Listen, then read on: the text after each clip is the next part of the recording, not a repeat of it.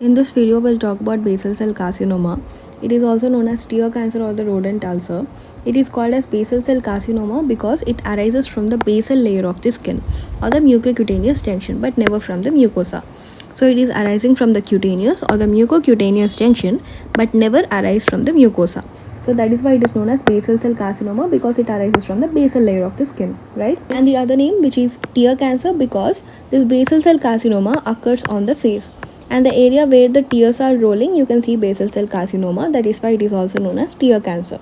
And the third name, which is rodent ulcer. Here the basal cell carcinoma do not have any lymph nodal spread or hematogenous spread, but it is very locally malignant condition. It is very locally invasive, so it erodes deeply into the local tissues such as cartilage, bone, which causes local destruction. So that's why it is known as rodent ulcer, because it erodes locally into the deeper structures, causing local destruction. Now coming to the characteristic points about basal cell carcinoma, it is low grade and locally invasive. So that's why it is known as rodent ulcer, and also it is low grade cancer, right? It is the most common malignant skin tumor. So what is the most common malignant skin tumor? It is basal cell carcinoma. And the most common site of this basal cell carcinoma is face, above the line joining the angle of jaw and the earlobe. See, this is the earlobe and this is the angle of jaw, right? So above the line joining angle of jaw and the earlobe, this is the site of basal cell carcinoma, most common site. And also it can occur anywhere in the face, so that's why it is named as tear cancer, because it's even occurring in the area where the tears roll down, right? So this is about the characteristic points. Now coming to the risk factors, it is seen in white population and also where the UV rays are high. And Gorlin syndrome, see, in the Gorlin syndrome you can see three things. One is basal cell carcinoma, medulloblastoma, and the bifid ribs. So this basal cell carcinoma is also associated with Gorlin syndrome.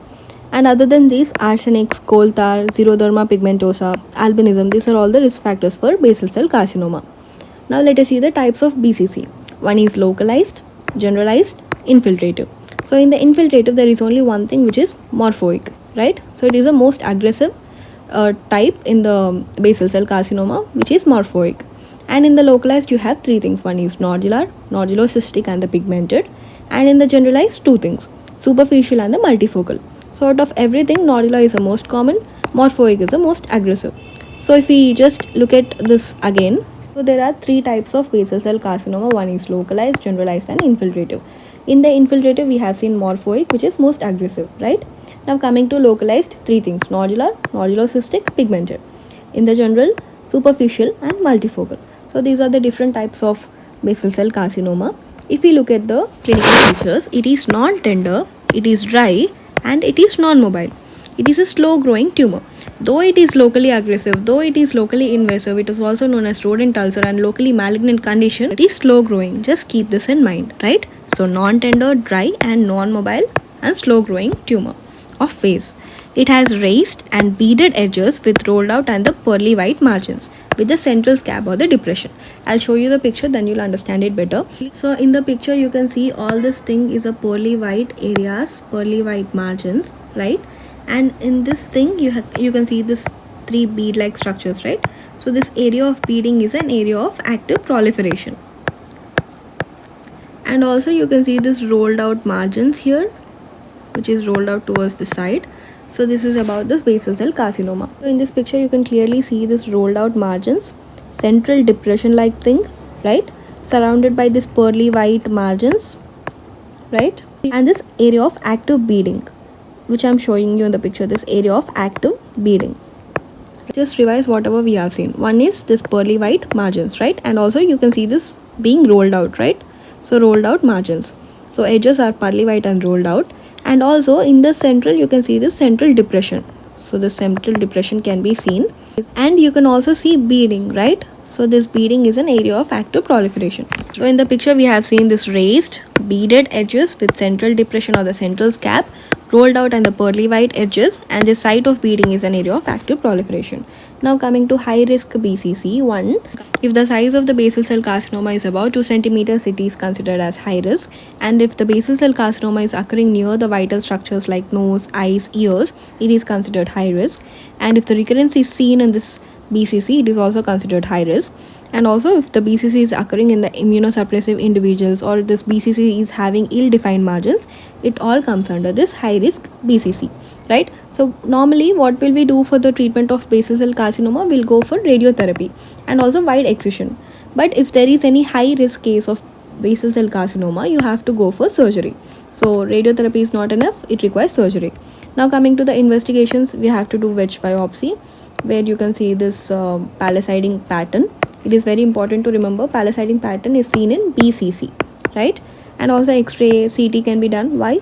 Because it is rodent ulcer, it locally invades this cartilage bone and all. So that's why you need X-ray and the CT scan also. Dermoscopy is also useful. Coming to the management, first thing you will do is wide excision with 6 mm margin and followed by skin grafting. So you can use this rhomboid or the Limburg flap also, right? Coming to the second thing, which is radiotherapy.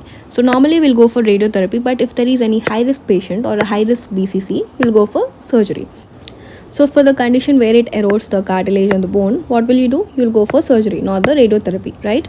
The other management is also available, which is known as Mohs micrography surgery. So what happens here? So suppose this is a lesion, right? So you'll layer by layer remove this lesion until you find this clear margins, right? So what will you do after removing layer by layer?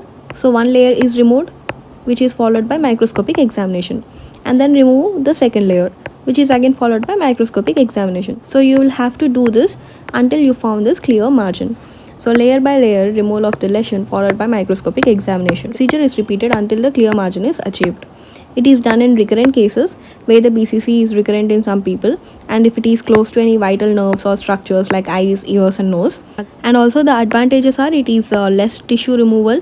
We are removing it layer by layer, right? So the less tissue is removed and better cosmetic purposes. And the only disadvantage is it is very time consuming. Why? Because you are removing one layer and then you are doing microscopic examination, and then again you are removing one layer, you are doing microscopic examination. You will repeat this until you find this clear margin.